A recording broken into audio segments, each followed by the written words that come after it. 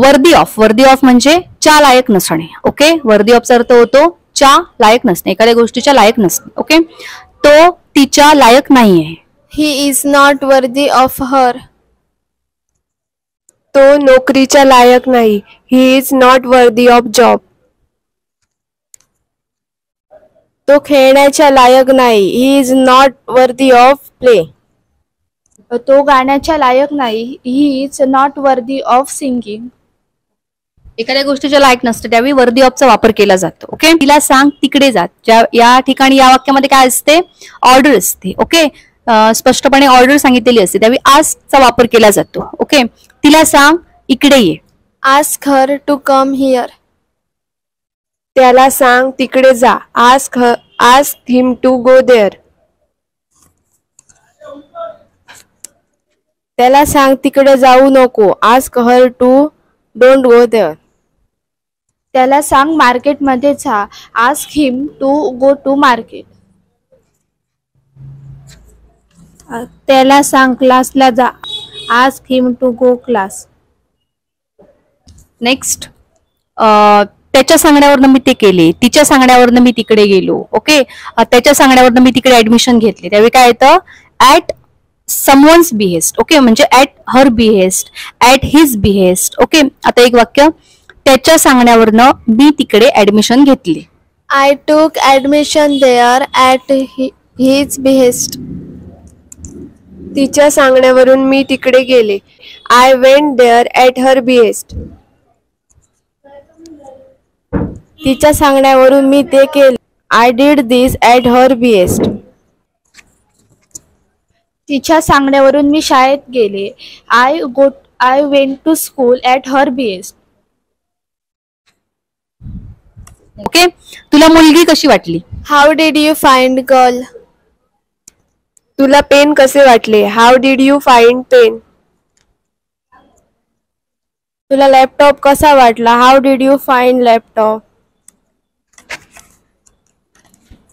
तुला पुस्तक कसे वाटले? How did you find a book. तुला शाळा कशी वाटली? How did you find school. Next, चव तर घेऊन बघ, खाऊन तर बघ. त्यावेळी ट्राय टू चा वापर केला जातो. ओके, चव तर घेऊन बघ. Try to take taste. खेळून तर बघ. Try to play. येऊन तर बघ. Try to come. गाऊन तर बघ. Try to Singh.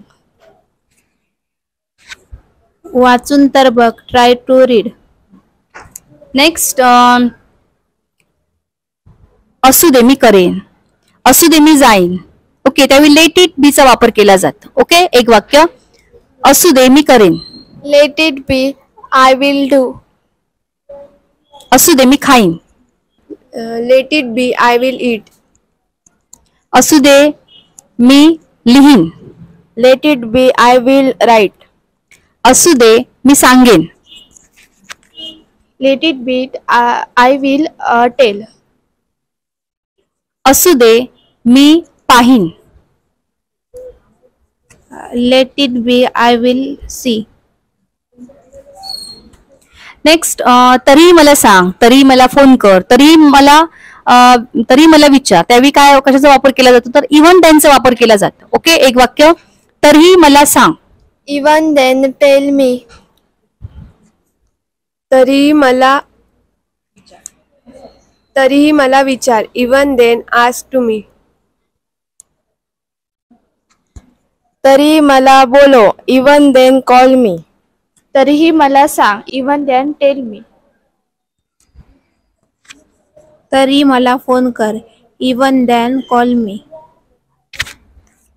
आपण असं बोलतो बघा, मी मुंबईला जात आहे, मी पुण्याला जात आहे. मग ऍडव्हान्स इंग्लिश मध्ये आपण काय बोलूया? I am off to. Okay, I am off to चा वापर केला जातो. मी मुंबईला जात आहे. I am off to Mumbai.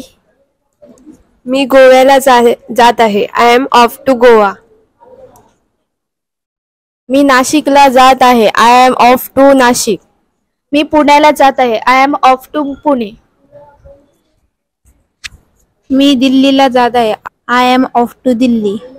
Okay. Thanks for watching our video, and you also study of this advanced English concept, and next advanced English concept we will see in next video. And thanks for watching this video, and if you like this video then do like, share and subscribe. We will meet with new video. Now thank you.